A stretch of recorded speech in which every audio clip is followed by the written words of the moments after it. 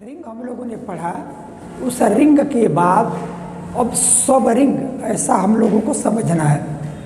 तो सब रिंग क्या है, पहले उसकी डेफिनेशन को एक बार हम बताते हैं, फिर एग्जाम्पल्स के द्वारा उसको हम लोग करने का प्रयास करेंगे। तो जैसे यदि आर हमारा यह ऑपरेशन एडिशन और मल्टीप्लिकेशन, इसके रिस्पेक्ट में जो अलजेब्रिक सिस्टम है, ये अलजेब्रिक सिस्टम हमारा रिंग हो, इसके लिए हम लोगों ने देखा कि आर एडिशन के रिस्पेक्ट में एबेलियन ग्रुप हो जाए, आर इस मल्टीप्लिकेशन के रिस्पेक्ट में सेमी ग्रुप हो जाए, और ये मल्टीप्लिकेशन एडिशन और डिस्ट्रीब्यूटिव लॉ को सेटिस्फाई कर ले। तो जब ये तीन कंडीशन को सेटिस्फाई कर लेता है तब जो हमारा ये अलजेब्रिक सिस्टम होता है वो रिंग होता है। अब सब रिंग क्या है कि यदि यह आर जो हमारा सेट है, इसी सेट का यदि कोई नॉन एम्प्टी सबसेट ले लें, तो इसी आर का जो यह एस है वो एक नॉन एम्प्टी सबसेट लिया गया है। तो यदि यह नॉन एम्प्टी सबसेट जो एस है, यानी यह एस जो इस आर का नॉन एम्प्टी सबसेट है, यदि यह यस इन्हीं ऑपरेशन के रिस्पेक्ट में ये स्वयं में रिंग हो जाए, तो चूंकि यह यस इस आर का सबसेट है, इसलिए इस रिंग का ये सब रिंग कहलाता है। यानी कोई हमारा आर एडिशन और मल्टीप्लिकेशन के रिस्पेक्ट में रिंग है, और इसी रिंग का जो सेट आर है उसका यस एक सबसेट है। तो यह जो सबसेट है वो जिन ऑपरेशन के रिस्पेक्ट में यह रिंग है, उन्हीं एडिशन और मल्टीप्लिकेशन के रिस्पेक्ट में एस रिंग के सारे कंडीशन को सेटिस्फाई कर ले, तब हम कहेंगे कि यह जो एस है एडिशन और मल्टीप्लिकेशन के रिस्पेक्ट में इस रिंग का सब रिंग कहलाएगा। अब एक एग्जाम्पल द्वारा ये बात आपको और स्पष्ट करना चाह रहे हैं।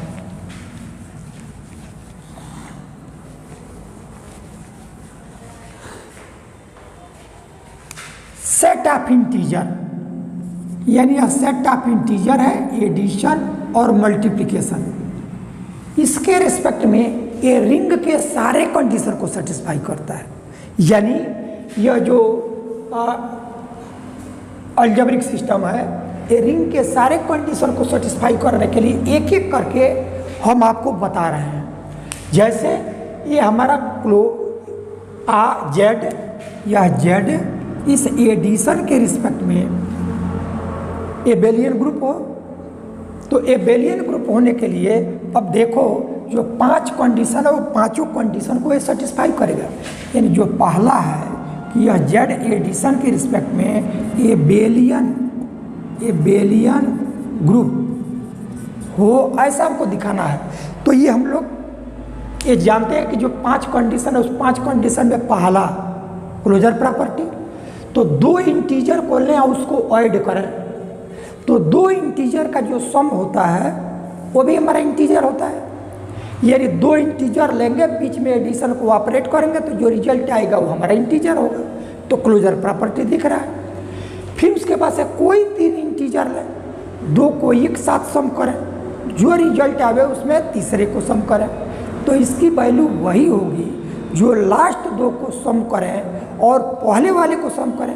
यानी a प्लस बी एक ब्रैकेट में लें और प्लस सी, तो इसकी वैल्यू a प्लस ब्रैकेट में b प्लस सी इसके इक्वल होता है।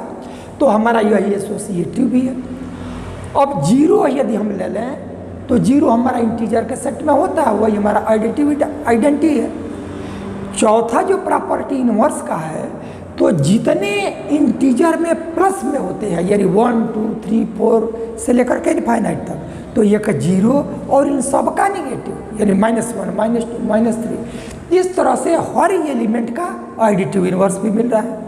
तब हमने देखा कि ये इंटीजर का जो सेट है वो एडिशन के रिस्पेक्ट में ग्रुप के चारों कंडीशन को सेटिस्फाई कर लिया। अब आपका कम्यूटेटिव लॉ, यानी कोई 2 इंटीजर लो, 2 लो -3 लो, तो 2 + -3 = -3 + 2, ऐसे कोई 2 इंटीजर को ले लो और उसके ऑर्डर को चेंज करो, तो उससे साइन हमारा ऑपरेशन यदि हमारा एडिशन है तो उससे उसकी वैल्यू में कोई परिवर्तन नहीं होता। तब हम देखते हैं कि यह जो इंटीजर का सेट है वो हमारा एडिशन के रिस्पेक्ट में बेलियन ग्रुप है। अब दूसरा इसके लिए जो चाहिए वो जो मल्टीप्लिकेशन है, इस मल्टीप्लिकेशन के रिस्पेक्ट में सेमी ग्रुप, ये सेमी ग्रुप होना चाहिए। तो सेमी ग्रुप के लिए दो कंडीशन में पहला हमारा क्लोजर प्रॉपर्टी, तो दो इंटीजर को लो और उसका प्रोडक्ट करो, तो दो इंटीजर का प्रोडक्ट करेंगे तो अगेन एक इंटीजर। तो इस तरह से हमारा क्लोजर प्रॉपर्टी मल्टीप्लिकेशन के रिस्पेक्ट में सेटिस्फाई है। और वैसे तीन इंटीजर को ही लो, दो इंटीजर को पहले प्रोडक्ट करो, रिजल्ट में तीसरे को प्रोडक्ट करो, तो वो वही आएगा जो लास्ट दो को प्रोडक्ट करके और तब उसमें पहले को प्रोडक्ट करो। इसका मतलब जो इंटीजर का सेट है वो मल्टीप्लिकेशन के रिस्पेक्ट में सेमी ग्रुप होगा। तो ये रिंग हो तो रिंग होने के दो कंडीशन हमने दिखा दिया। अब तीसरा कंडीशन डिस्ट्रीब्यूटिव लॉ का, तो यह जो तीसरा है वो आपका डिस्ट्रीब्यूटिव लॉ, डिस्ट्रीब्यूटिव लॉ। तो डिस्ट्रीब्यूटिव लॉ के लिए हम कोई तीन इंटीजर लें, कोई तीन इंटीजर, यदि हम यह ए बी सी कोई तीन एलिमेंट लें तो A into B plus C is equal to A into B plus A into C, यही हमारा लेफ्ट डिस्ट्रीब्यूटिव लॉ है। और इसी को यदि हम बी प्लस सी और इंटू वे लें तो यह बी इंटू वे प्लस सी इंटू वे, ये रिजल्ट कोई तीन इंटीजर यहाँ लेंगे तो इस कंडीशन को सेटिस्फाई करेगा। तो हम ये देख रहे हैं कि जो इंटीजर का सेट है वो इंटीजर का सेट इन एडिशन और मल्टीप्लिकेशन के रिस्पेक्ट में रिंग के सभी कंडीशन को सेटिस्फाई करता है। अब हमको यहाँ सब रिंग दिखाना है, तो सब रिंग के लिए हम क्या करें कि जो यह सेट है इंटीजर का, इसका एक नॉन एम्प्टी सबसेट लें। तो नॉन एम्प्टी सेट सबसेट में हम यदि इवन नंबर का सेट ले लें तो यदि यह जो ई है वो सबसेट है जेड का, जहाँ ई की जो वैल्यू है where E is equal to यह 0 2 4 एंड सो ऑन इनफाइनाइट तक, यह -2 -4 से लेकर के ये माइनस इनफाइनाइट तक, ये हमारा इवन नंबर का सेट है। तो ये इवन नंबर जो ये हमारा सेट ऑफ इंटीजर है, इसी इंटीजर यानी यह 0 1 2 3 4 से लेकर के इनफाइनाइट तक, और यहाँ से -1 -2 -3 -4 एंड सो ऑन इनफाइनाइट तक, ये हमारा सेट ऑफ इंटीजर है। तो इसी इंटीजर का जो इवन नंबर यानी जो 2 से डिविजिबल है उनका कलेक्शन हमने लिया और उसी को हमने इस से डिनोट कर लिया। तो यह इसका नॉन एम्प्टी सबसेट हो गया, क्योंकि जितने आड हैं अभी वो इंटीजर के सेट में हैं जो इसमें नहीं आए हैं, तो ये हमारा इसका नॉन एम्प्टी सबसेट हो गया। यदि यह सेट ई जिसके रिस्पेक्ट में ये हमारा रिंग हुआ है, यदि यह ई इसी एडिशन और मल्टीप्लिकेशन के रिस्पेक्ट में ए स्वयं में रिंग हो जाए, तब हम कहेंगे कि यह जो अलजेब्रिक सिस्टम है इस अलजेब्रिक सिस्टम का सब रिंग कहलाएगा। अब इवन नंबर का ये सेट लिया गया तो ये रिंग हो, इसके लिए जितनी भी कंडीशन है उन कंडीशन को एक एक करके हम चेक करेंगे तो सारी चीज़ें हमको मिल जाएंगी। जैसे आपका पहला जो है वो यह इवन नंबर का जो सेट है वो ये एडिशन के रिस्पेक्ट में एबेलियन ग्रुप हो, एबेलियन ग्रुप, एबेलियन ग्रुप। तो ये बेलियन ग्रुप के लिए ई का 2 एलिमेंट लेना पड़ेगा। तो जब ई का 2 एलिमेंट लें तो ई के जो एलिमेंट है वही भी इवन नंबर है, वही भी 2 एलिमेंट लेंगे वही इवन नंबर आएगा। जैसे हमने 4 और 6 यह 2 इवन नंबर ले लिया। अब इन दोनों के बीच में जो यह एडिशन है इसको ऑपरेट करो, तो जब ऑपरेट करेंगे तो यानी यह 4 + 6 यह हमारा 10 आया और स्वयं में ही इवन नंबर है। यानी कोई दो इवन नंबर लेंगे तो दो इवन नंबर का जो सम होता है वह इवन नंबर ही होता है। इसका मतलब ये हमारा इवन नंबर एडिशन के रिस्पेक्ट में क्लोजर प्रॉपर्टी है। यही सेट यदि आपका आड होता तो क्लोजर को सेटिस्फाई नहीं करता। 1 हमारा एक आड है, 3 दूसरा यार्ड है। 1 और 3 को ऐड करोगे तो हमको 4 देगा जो वार्ड नंबर नहीं है। इसका मतलब दो इवन कोई नंबर लो उसका सम इवन होगा, लेकिन दो वार्ड का सम ये आड हो ये जरूरी नहीं है, इवन भी हो रहा है। तो इस तरह से हमने देखा कि जो आड नंबर है वो सबरिंग का नहीं हो पाएगा क्योंकि वो क्लोजर प्रॉपर्टी को सेटिस्फाई ही नहीं कर रहा है, तो शेष को हमको नहीं देखना है। लेकिन इवन नंबर हमारे सारे कंडीशन को सेटिस्फाई कर लेता है, तो उसमें क्लोजर प्रॉपर्टी को देख लिया। और ऐसे ही एसोसिएटिव है, तो एसोसिएटिव में कोई 3 इवन नंबर लो, पहले 2 को सम करो, रिजल्ट में तीसरे को सम करो, तो उसकी वैल्यू वही आएगा जो लास्ट 2 इवन नंबर के सम में पहले वाले को ऐड कर दो। तो इस तरह से जो यह सेट है वो क्लोजर भी है, एसोसिएटिव भी है। और एडिटिव आइडेंटिटी 0 इवन नंबर के सेट में आता है, लेकिन ये आड नंबर का हम लेते तो क्लोजर तो नहीं था, वो 0 भी उसमें नहीं आता, एडिटिव आइडेंटिटी भी नहीं होता। तो इस तरह से जो इवन नंबर है वो आइडेंटिटी भी रख रहा है। और इवन नंबर में जितने पॉजिटिव इवन है वो सब निगेटिव भी इवन है, इसलिए हर नंबर का एडिटिव इनवर्स भी मिल रहा है, कम्यूटेटिव भी ऐसे हम देख सकते हैं। तो इस तरह से हम देख रहे हैं कि जो यह इवन नंबर है वो एडिशन के रिस्पेक्ट में क्या है, ये एबेलियन ग्रुप है, यानी रिंग होने का जो पहला कंडीशन है उसको सेटिस्फाई कर रहा है। फिर जो दूसरा कंडीशन है वो आपका यह इवन नंबर मल्टीप्लिकेशन के रिस्पेक्ट में सेमी ग्रुप हो जाए, सेमी ग्रुप। तो सेमी ग्रुप के लिए हमको फिर 2 कंडीशन क्लोजर और एसोसिएटिव। तो 2 इवन नंबर कोई लो उसका जब प्रोडक्ट करोगे तो इवन ही आएगा, 2 इवन का प्रोडक्ट कभी याद नहीं आता है। इस तरह से हम ये देखेंगे कि कोई जैसे यह 2 -2 ले लिया, 4 ले लिया, तो -2 × 4 ये हमारा -8 आ गया, -8 भी इवन है। यानी कोई इसमें से 2 लोगे उसका जब प्रोडक्ट करोगे तो फिर इवन ही आएगा। तो यानी हमारा इवन नंबर मल्टीप्लिकेशन के रिस्पेक्ट में क्लोजर प्रॉपर्टी को सेटिस्फाई कर रहा है। क्लियर है ये? अब इसके बाद से हमको एसोसिएटिव, तो 3 इवन नंबर लो, 2 को एक साथ मल्टीप्लाई करो, फिर जो रिजल्ट आवे तीसरे से मल्टीप्लाई करो, उसकी वैल्यू वही आएगा जो लास्ट 2 को मल्टीप्लाई करो और उस रिजल्ट में पहले वाले को करो।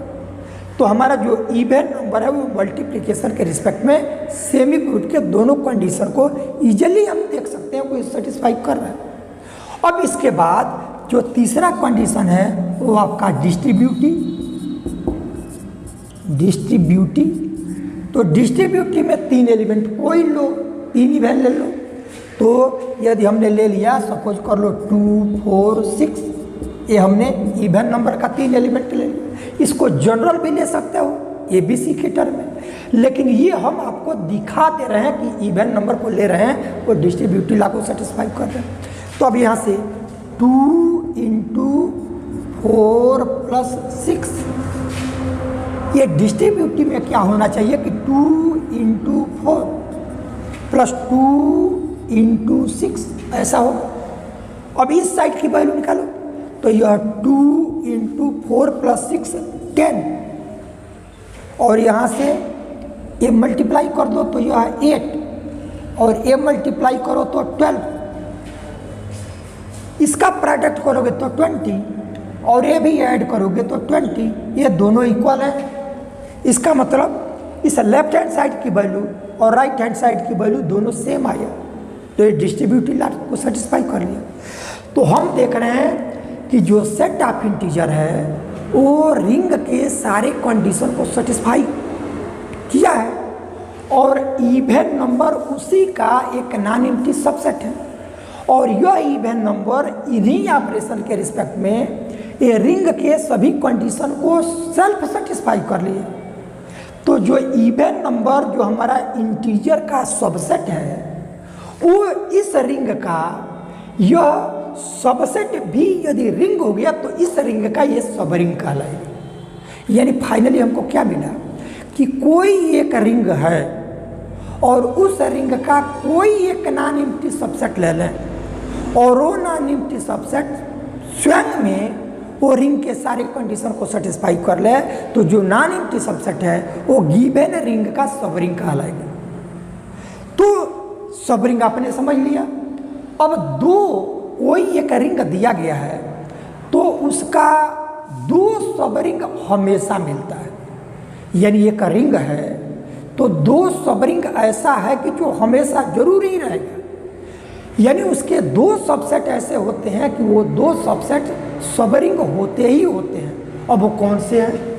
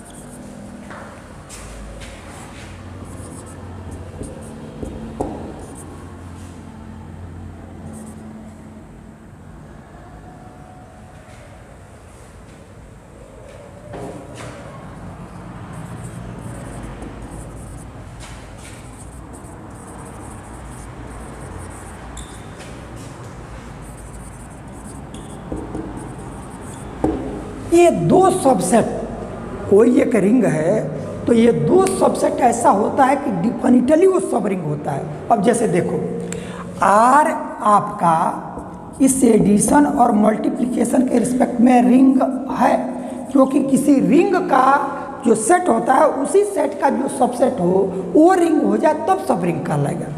तो हमारा आर यह एक रिंग है। तो जब यह रिंग है तो ये जो अलजेब्रिक सिस्टम है तो यह आर जब रिंग है तो इसमें एडिटिव आइडेंटिटी डिफिनिटली होगा। ये रिंग है तो ये रिंग के सारे कंडीशन को सेटिस्फाई किया है, तो यह एडिशन के रिस्पेक्ट में एबेलियन ग्रुप हुआ है, और जब एबेलियन ग्रुप हुआ है तो उसमें एडिटिव आइडेंटिटी हुआ होगा। तो कोई रिंग है तो डिफिनिटली ये जीरो जो है उसमें बिलोंग किया होगा, क्योंकि यदि ये नौ रहे तो एडिटिव आइडेंटिटी नहीं होगा और वो रिंग नहीं होगा। तो अब ये जो इसका सबसेट हुआ ये सबसेट नॉन एम्प्टी है क्योंकि एक एलिमेंट जीरो इसमें है। अब ये यदि रिंग के सारे कंडीशन को सेटिस्फाई कर ले तो इसका ये सब रिंग होगा। तो यह जो सिंगल्टन सेट जीरो है वो रिंग के सारे कंडीशन को सेटिस्फाई करेगा।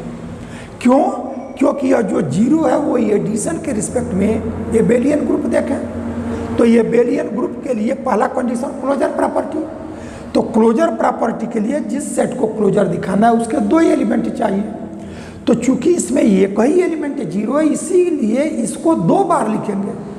तो यानी ये हमने जीरो और जीरो एक ही एलिमेंट को दो बार लिया और दोनों के बीच में जब इस एडिशन को ऑपरेट करेंगे तो ये हमको जीरो देगा।